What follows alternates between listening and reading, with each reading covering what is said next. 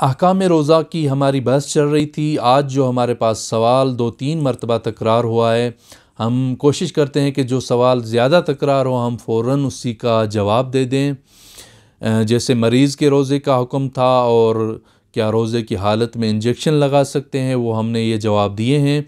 वो वीडियो मौजूद है, आप उन पे मुलाहिज़ा उन वीडियो को आप देख सकते हैं। आज जो हमारे पास सवाल है, बहुत सारे लोग जो रोज़ा रखते हैं लेकिन उनका ब्लड जो है वो हाई हो जाता है या लो हो जाता है। फिर ब्लड हाई के लिए या लो के लिए एक गोली होती है जो ज़बान के नीचे रखनी होती है। क्या रोज़ेदार वो गोली ज़बान के नीचे रख सकता है या नहीं रख सकता?